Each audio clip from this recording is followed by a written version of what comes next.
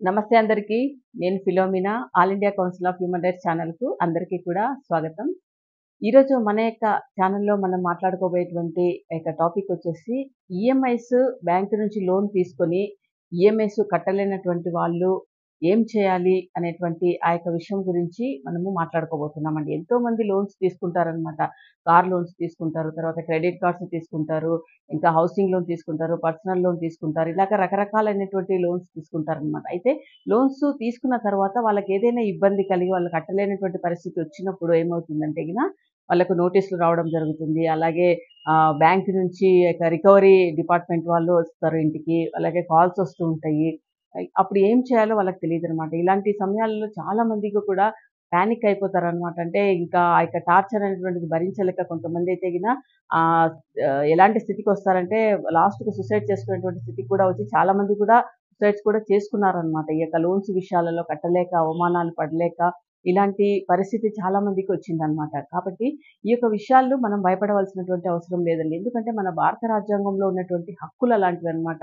ఈ యొక్క ఆ యొక్క హక్కుల్ని ఉపయోగించుకొని మనము ఈ ఈ పరిస్థితి నుంచి మనం ఎలాగ బయటపడగలము అనేటువంటి విషయాన్ని మనము మాట్లాడుకోబోతున్నాం. మనకున్నటువంటి చట్టాలు కానీ, మనకున్నటువంటి హక్కులు కానీ మనల్ని ప్రొటెక్ట్ చేస్తాయన్నమాట. మనల్ని కాపాడగలుగుతాయన్నమాట. కాబట్టి ఆ యొక్క విషయాలను మనము మాట్లాడుకోబోతున్నామన్నమాట. ఏంటంటే బ్యాంక్స్ అన్నీ కూడా అండర్ ఆర్‌బీఐ అండర్‌లో ఉంటాయన్నమాట. అంటే రిజర్వ్ బ్యాంక్ ఆఫ్ ఇండియా ఆ యొక్క ఆధీనంలో ఉంటాయన్నమాట. కాబట్టి అక్కడ బ్యాంక్‌లో వర్క్ చేసేటువంటి వ్యక్తులు ఎవరైనా కూడా ఆ యొక్క ఆర్‌బీఐ రూల్స్‌ని వాళ్ళు పాటిస్తారనమాట. ఇప్పుడు మనకు నోటీసులొస్తున్నాయి, మనకు కాల్స్ వస్తున్నాయి, ఈఎంఐ కట్టలేదు అనంటే అదంతా కూడా వాళ్ళు వ్యక్తిగతంగా చేయరనమాట. ఆర్‌బీఐ రూల్స్ ఏమైతే ఉంటాయో ఆ యొక్క రూల్స్‌ని వాళ్ళు ఫాలో అవుతూ వాటి ప్రకారమే వాళ్ళు చేస్తారు. కానీ మన పరిస్థితులు వేరేగా ఉంటాయి కాబట్టి మనకు కట్టలేనటువంటి స్థితి ఉంటుంది. వాళ్ళు ఇన్ని సార్లు కాల్స్ చేస్తున్నారు, ఇంటికొస్తున్నారు అని అలాగా మనము అంటే గాబరా పడిపోతూ ఉంటారనమాట చాలా మంది కూడా. ఎంతోమంది రికవరీ డిపార్ట్‌మెంట్ వాళ్ళు కూడా అన్నెసెసరీగా అంటే టైమ్ కాని టైంలో కూడా కాల్స్ చేస్తారనమాట. అయితే మామూలుగా రూల్ ప్రకారం అయితే మార్నింగ్ 7 టు ఈవినింగ్ 7 వరకే కాల్స్ చేయాలి. అలాగే ఇంటికి కూడా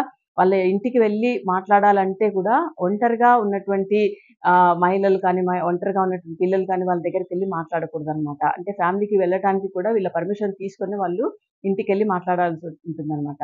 అయితే ఇవన్నీ కూడా ఒక సైడ్ అయితే, మనం ఈ యొక్క లోన్ కట్టకుండా ఇంకా కొంచెం మనకు టైం కావాలి, ఇంకా కొంచెం మనకు టైం తర్వాత మనం కడతాము అనేటువంటి విషయాన్ని మనం ఏ విధంగా మనకు అనుకూలంగా మలుచుకోవచ్చు అనేటువంటి యొక్క విషయాన్ని ఈరోజు మాట్లాడబోతున్నాననమాట. వీటికి చాలా ఆర్‌బీఐలోనే చాలా రూల్స్ పెట్టారండి. అంటే ఆహ్, కట్టలేనటువంటి పరిస్థితి కస్టమర్ ఎవరైతే డబ్బులు తీసుకుంటారో, లోన్స్ తీసుకుంటారో, క్రెడిట్ కార్డ్‌లు తీసుకోవచ్చు, లేకపోతే 4 వీలర్ కానీ, 2 వీలర్ కానీ, ఎనీ లోన్ ఏదైనా కూడా లోన్ తీసుకున్నప్పుడు, అది కట్టలేనటువంటి పరిస్థితి వచ్చినప్పుడు ఫస్ట్ ఆఫ్ ఆల్ రీషెడ్యూల్ అడగాలనమాట. అంటే బ్యాంక్ మేనేజర్ దగ్గరికెళ్ళి రీషెడ్యూల్ అడగాలి. అంటే వాళ్ళు ఒక 5 ఇయర్స్ వరకు నేను అంతలోపల మీ యొక్క లోన్‌ను కంప్లీట్ చేస్తాను అని రాసి ఉంటే దాన్ని రీషెడ్యూల్ అంటే ఇంకా కొంచెం నాకు సమయం ఎక్కువగా కావాలి. ఇంకా కొన్ని ఇయర్స్ నాకెక్కువగా కావాలి అని ఒక పద్ధతనమాట. రీషెడ్యూల్ పద్ధతి.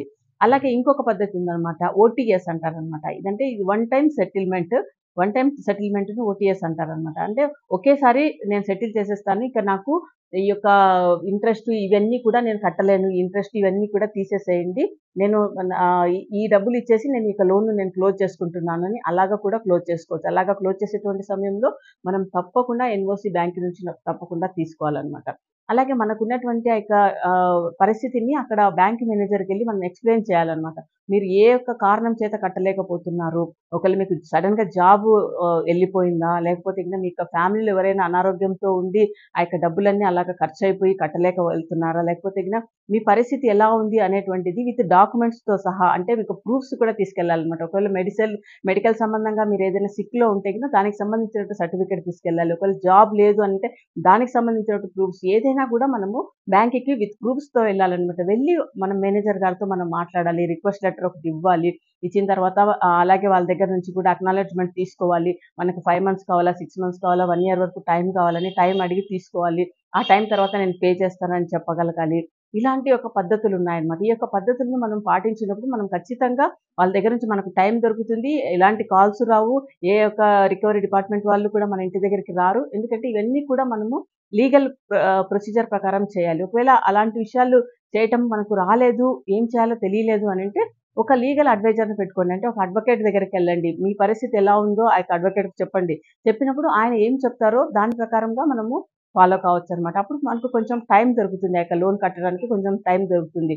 సడెన్‌గా మనకు 4 వీలర్ కానీ, 2 వీలర్స్ కానీ ఉన్నప్పుడు అవి సడెన్‌గా ఎక్కడ రోడ్డు మీద వెళ్ళేటప్పుడు సడెన్‌గా సీజ్ చేస్తారనమాట. అలా సీజ్ చేయడానికి కారణం ఏంటంటే, మనం ఆ యొక్క వెహికల్స్ మనం తీసుకునేటువంటి టైంలో ఈఎంఐకి ఏవైతే వెహికల్స్ ఇస్తారో వాటన్నిటికి బ్యాంకర్స్ ఒక చిప్ పెట్టింటారండి. ఆ చిప్ ద్వారా మన యొక్క వెహికల్ ఏ ఏరియాలో ఉంది, ఎక్కడ ఆగి ఉంది అనేటువంటి విషయాన్ని వాళ్ళు ఐడెంటిఫై చేసి అక్కడికొచ్చి సీజ్ చేస్తారనమాట. కాబట్టి అలా సీజ్ కాకముందుగానే, అలాగే హౌసింగ్ లోన్‌లు కూడా ఇంటికొచ్చి వాళ్ళు హౌస్‌లు సీజ్ చేయకముందుగానే మనం వెళ్లి మన బ్యాంక్ మేనేజర్‌తో మనం మాట్లాడినప్పుడు తప్పకుండా మనకు ఒక ప్రొటెక్షన్ అయితే దొరుకుతుందనమాట. అంటే ఒక టైం అనేటువంటిది దొరుకుతుంది. ఆ టైం లోపల మనము వాటిని మళ్ళీ కట్టడానికి కూడా మనకు అవకాశం దొరుకుతుందనమాట. ఇలాంటి పద్ధతులు చాలా ఉన్నాయన్నమాట. అవన్నీ కూడా మనం పాటించి వాటి ప్రకారం వెళ్ళినప్పుడు మనం టెన్షన్ ఫ్రీగా ఉండొచ్చు. కాబట్టి ఇవన్నీ కూడా తెలుసుకొని ఒక లీగల్ అడ్వైజర్ ద్వారా ముందుకు మనం వెళ్ళినప్పుడు మనకు